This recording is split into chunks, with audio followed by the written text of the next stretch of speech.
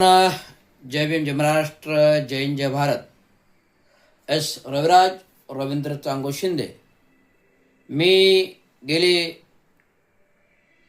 महिनाभर आरक्षण उपवर्गीकरण हे जे काही वादळ चाललं होतं, या वादळाचं प्रबोधन मी सातत्याने करत होतो. आज जो काही प्रचंड लाखोने जनसमुदाय मुंबईमध्ये अख्ख्या महाराष्ट्रातून आला होता,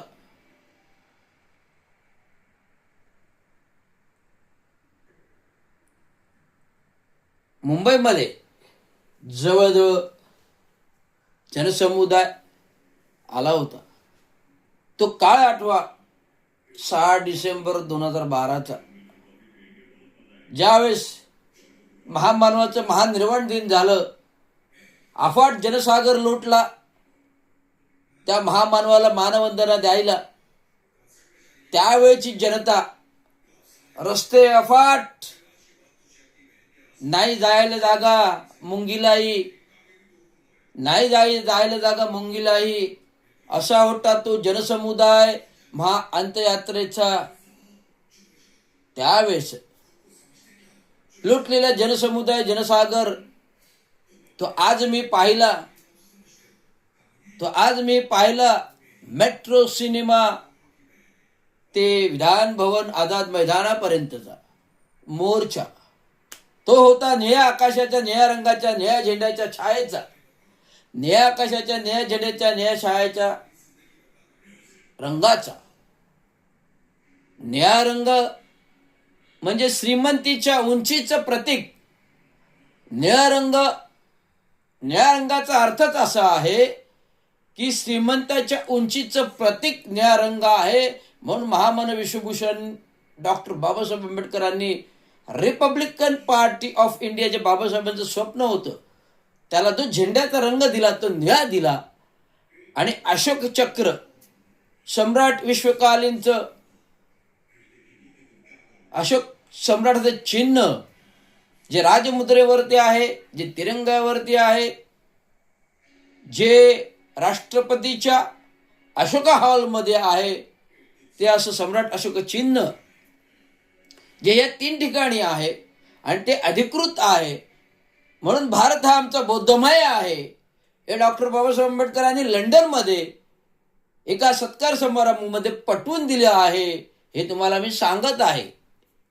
डॉक्टर बाबासाहेब आंबेडकरांनी लंडनमधील सत्कार समारंभामध्ये हे सारा बौद्ध बांधवांना पटवून दिलेला आहे. आणि ते पटलं म्हणून मी तुम्हाला सांगत आहे की भारत हा पूर्ण बौद्धमय झालेला आहे.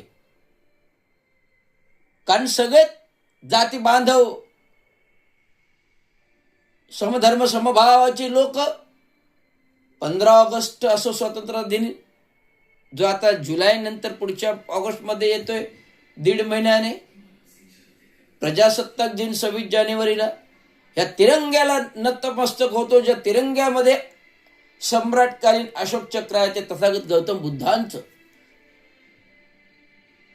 भारताची राजमुद्रा 3 सिंहाचे, 3 मुकुटांचे, सत्यमेव जयतेच्या मध्ये आहे अशोक चक्र.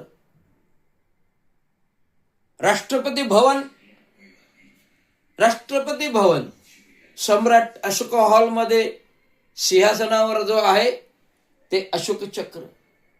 जे अशोक चक्र सार्वभौम देशाचे राष्ट्रपती बसतात अशा त्या सिंहासनावर आहे. म्हणजे 150 कोटी जनता ही बौद्धमय झालेली आहे. या 3 प्रतीकावरून डॉक्टर बाबासाहेब आंबेडकरांनी अधिकृत सिद्धता केली आहे. हा सांगायचा उद्देश म्हणजे 6 डिसेंबर जी महान अनंत यात्रा, त्या अनंत यात्राचा एका फोटोग्राफरने व्हिडिओ शूट केले. त्यांनी त्यासाठी घरदार विकलं. ती फिल्म आधी आपण गुगल किंवा फेसबुकवर पाहतो. त्या माणसाचा पण इतिहास झाला. त्या माणसाने त्यावेळेस 200 रुपयामध्ये, त्या काही 200 का 2000 रुपयामध्ये 2,000 रुपयामध्ये त्या माणसाने, ज्याने कोणी फिल्म बनवली, 2,000 रुपये लागले. त्या 2,000 रुपयासाठी त्याने अख्खं घरदार विकलं आणि ते व्हिडिओ शूट अंत्ययात्रेचं, महानिर्वाण दिनाचं डॉक्टर बाबासाहेब आंबेडकरांनी केलं. ती जनता आज मी अनुभवली आरक्षण उपवर्गीकरणात. सर्व धर्मसमभाव, 59 प्रकारच्या जाती धरुणी मांग आज या आंदोलनामध्ये सामील होत्या. आणि गेले आरक्षण उपवर्गीकरण एप्रिल, मे, जून, एप्रिलचा अर्धा महिना आणि जूनचा पूर्ण महिना, मे जून म्हणजे 2.5 महिने मी सातत्याने आरक्षण उपवर्गीकरणाचं प्रबोधन करतोय की आरक्षण उपवर्गीकरण जोपर्यंत न्यायमूर्ती शिवाजीराव बदर आपला अहवाल सरकार सार्वजनिक जाहीर करत नाही आणि जोपर्यंत जनगणना होत नाही, इम्पिरिकल डाटा येत नाही, सांख्यिकी गणित येत नाही जातीचं, तोपर्यंत आरक्षणाला काही उपवर्गीकरणाला काही अर्थ नाही. आणि राज्य सरकारला तर अधिकारच नाही, तो केंद्राला आहे. आणि बिहार सरकारचा निर्णय आहे की कुठलाही SC ST वर्गाचं आरक्षणाला कोणी SC वर्गाला हात लावू शकत नाही की बदल करू शकत नाही, असं सार्वभौम घटनात्मक दिलेलं हे आरक्षण आहे. त्यामुळे राज्य सरकारला तर अधिकारच नाही. तर कुठल्या अर्थाने ते बदल करणार तेच मला माहीत नाही आहे. त्यामुळे न्यायमूर्तीचा बदरांच्या जो अहवालावर त्यांनी मुख्यमंत्र्यांनी समिती नेमली का? कारण त्यांना माहिती आहे उपवर्गीकरण होणारच नाही, जे राज्य सरकारला अधिकारच नाही. जसं मराठा आरक्षणाचं केलं, गुळ लावला जरांगेला दिला, गुळ लावला जरांगेला दिला, गुळ लावला जरांगेला दिला, गुळ लावला, असे 4 वेळा झालं. परंतु बाबासाहेबांची जनता काही मूर्ख नाहीये, डॉक्टर भीमरावाचं जनता काही मूर्ख नाही. कारण हा संपूर्ण बौद्ध समाज आहे जो शिकून सवरून उच्चभ्रू झालेला आहे, सर्वांना ज्ञातप्रीत आहे, सर्वांना ज्ञातप्रीत. माझ्यासारखे सगळे शिकून सवरून मोठे झालेले आहेत, म्हणून आज आम्ही उंच शिखरावर आहोत. म्हणून या मनोवादी विचाराच्या लोकांच्या तिळपापड होतो, म्हणून मनोवादी विचारांच्या लोकांचा तिळपापड होतो, पोटातून पोट सुटतं आणि म्हणूनच आरक्षण उपवर्गीकरण जाहीर होतं. ही कोणी आयडिया सुचवली, ही कोणाला सुचली आणि कोणी देवेंद्रच्या फडणवीसच्या कानातून पोटामध्ये जिरवली हेच कळत नाही. युग पुरुष, महामानव, विश्वभूषण, जगविख्यात, जगामध्ये सार्वभौम पुतळे असणारा माणूस तो म्हणजे महामानव विश्वभूषण डॉक्टर बाबासाहेब आंबेडकर, ज्यांच्याकडे 32 डिग्र्या, 9 भाषांचं ज्ञान, आणि त्यांच्या जातीला विरोध करताय आरक्षणाला तुम्ही. आज घटना घडविताना त्या घटनापीठाच्या समितीने आक्षेप घेतला होता.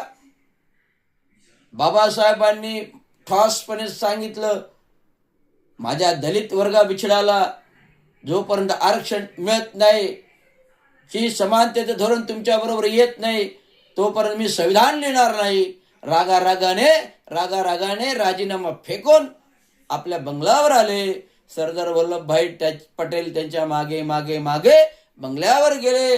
डॉक्टर बाबासाहेबांनी सांगितलं, बाबासाहेब तुमची मागणी रास्त आहे, पण एकाला दिलं तर सगळंच मागतील. बाबासाहेबांनी निक्षून उत्तर दिलं, मागणारा समाज हा तुमचा उच्चभ्रू आहे, मागणारा समाज हा तुमचा उच्चभ्रू आहे, पण माझा समाज दलित खितपत पडलेला आहे, त्याला त्या उंचीवर आणायचं आहे. म्हणून मला आरक्षण संविधानातून पाहिजे. म्हणून मी संविधान, जोपर्यंत मला तुम्ही आरक्षणाला परवानगी देत नाही तोपर्यंत मी संविधान लिहिणार नाही. सरदार वल्लभभाई पटेलांना पटलं, सरदार वल्लभभाई पटेलांना पटलं, त्यांनी राजीनामा पाडला. डॉक्टर बाबासाहेब आंबेडकर संविधानाच्या घटनापीठावर संविधान लिहायला घेऊन गेले आणि ते संविधान घडलं, ते आज तुमच्या पुढे आहे. 59 जाती, मंडल आयोग शिफारसी, 59 जाती, मंडल आयोग शिफारसी. हे मंडल आयोगाचं पुस्तक, जे जातीचं पुस्तक, जे व्ही पी सिंगच्या कालावधीमध्ये आमचे मिसेसचे बंधू मोठे डॉक्टर मिलिंद शेजवळ हे व्ही पी सिंगांबरोबर होते. हे व्ही पी सिंगांबरोबर असताना सेक्रेटरी पदी असताना जनता दलाच्या व्ही पी सिंगाच्या राजपटीत पंतप्रधान असताना त्यांच्या पदी ते सेक्रेटरी होते. सेक्रेटरी असताना त्यांनी मंडल आयोग पुस्तक लिहिलं. ते आज परिचित सर्व जातीभूत पुस्तक व्ही पी सिंगांना दिलं. तेच पुस्तक आज तुमच्यापुढे प्रचलित आहे. ते डॉक्टर मिलिंद शेजवळांचं आहे. हे मी तुम्हाला सांगतोय. आज आरक्षण उपवर्गीकरण आज सार्वभौम जनतेने केलं, पण मुख्यमंत्र्यांनी ते आज मागे ठेवलं. जोपर्यंत ठोस समिती निर्णय होत नाही तोपर्यंत उपवर्गीकरण काय होणार नाही. त्यामुळे डॉक्टर बाबासाहेब आंबेडकर यांच्या उपवर्गीकरणाला कोणी हात लावू शकतं? हा फक्त महामोर्चा होता ज्याचे नेतृत्व आंबेडकरी रक्ताने केलं